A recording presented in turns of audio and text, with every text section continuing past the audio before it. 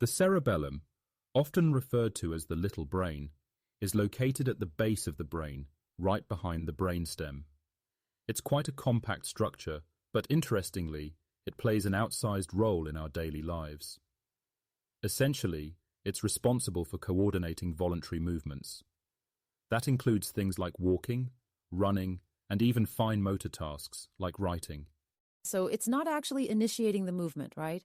It's more like kind of smoothing it out? Exactly, yes. The cerebellum collects input from various parts of the brain and body. Think of it as the central hub that processes a flood of information in real time. It ensures that our movements are precise, balanced, and, essentially, don't look awkward. And I suppose that's why if there's damage to the cerebellum, it's immediately noticeable. Oh, absolutely. Damage to the cerebellum often shows up as poor muscle coordination, what we call ataxia. Movements become clumsy. Just imagine trying to pick up a glass of water, but instead, your hand trembles or completely overshoots. And is that why we're here talking about it? Because understanding the cerebellum is sort of the first step in understanding ataxia? Spot on. You see, the cerebellum doesn't just handle movement. It's also involved in things like balance and posture. When damage occurs, we lose not only precision, but also the ability to stay steady, both physically and sometimes even with tasks requiring motor control. Right. And for things like walking, that must feel completely unpredictable for the person, just not knowing where your foot will land. Exactly. It's like the cerebellum is no longer able to correct those tiny errors our bodies naturally make. Without it, well, controlling movement becomes an exercise in guesswork rather than coordination. Fascinating. And this is where it all connects back to ataxia. But first, let's take a closer look at the underlying processes we're dealing with. Now, as we delve deeper into ataxia, one of the key aspects to understand is how the cerebellum and other systems play into it. Ataxia, broadly, is a condition defined by a lack of muscle coordination. And when we're talking specifically about sensory ataxia, we're dealing with a very distinct culprit, the disruption of proprioception. Okay, remind me, proprioception is what? Our sense of where the body is in space? Exactly that. It's this remarkable feedback system constantly telling us where our limbs are, even without looking. With sensory ataxia, that input gets interrupted, often due to nerve damage. And because the brain isn't receiving accurate information, balance and coordination suffer significantly. Right? So it's not really the muscles themselves that are the issue, it's the signals not getting through properly? Correct. The nervous system essentially loses its connection to the control center. Imagine standing in a dark room where you can't see your feet and suddenly having no idea where they actually are. That's what sensory ataxia feels like. That sounds disorienting and frightening. It is. You see, one of the hallmark signs of sensory ataxia is difficulty maintaining stability when a person closes their eyes. Without visual feedback to compensate, individuals often struggle, swaying, or even losing their balance entirely. This is what's called a positive Romberg's sign. I've read about that test. Feet together, eyes closed. And if someone starts wobbling... Precisely. That wobbling indicates that their proprioceptive system isn't providing the stability cues the body relies on. Another classic symptom is what we call a high-stepping or stamping gait. Stepping heavily? That's interesting. Why is that? Well, when sensory feedback is disrupted, individuals compensate by striking the ground harder with their feet, trying to listen for the impact through vibrations. It's almost like the body's trying to regain its footing by sound rather than sight.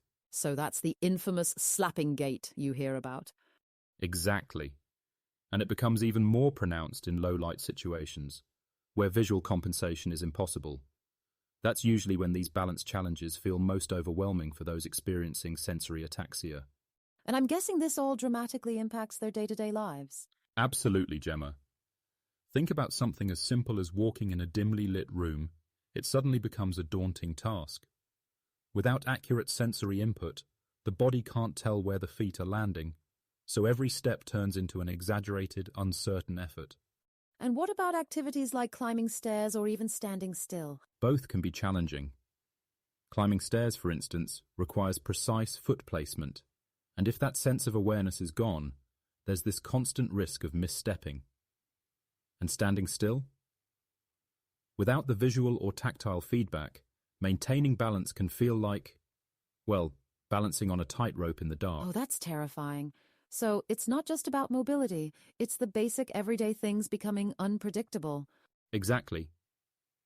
Everyday tasks like buttoning a shirt or writing can become difficult too. Beyond balance and coordination, the fine motor skills are often affected when sensory ataxia is severe. It's not just physical, it's emotionally exhausting too. I can imagine. I mean, losing control over something we naturally take for granted must be crushing. It is. And it's not just the physical impediments. They have to relearn how to cope in their environment. For example, many people start relying heavily on visual cues to track their movements, compensating for that lack of proprioceptive feedback. But that creates its own problems, doesn't it? Like, what happens when those visual cues aren't available? Precisely. Darkness, or even something as simple as sun glare, can create an entirely new set of challenges. It's a bit like losing your GPS signal in a dense forest. You suddenly have to navigate blind. No wonder people with sensory ataxia often avoid certain environments or situations. It must feel like everything is working against them. Yes, and that avoidance can quickly spiral into other issues, like social isolation or decreased physical activity. It's a cycle that's hard to break without support and tailored strategies. Support strategies play a crucial role in helping individuals with sensory ataxia regain confidence, and one of the first steps in building that support system is evaluation. Clinicians often use tools like the Scale for the Assessment and Rating of Ataxia, SARA for short.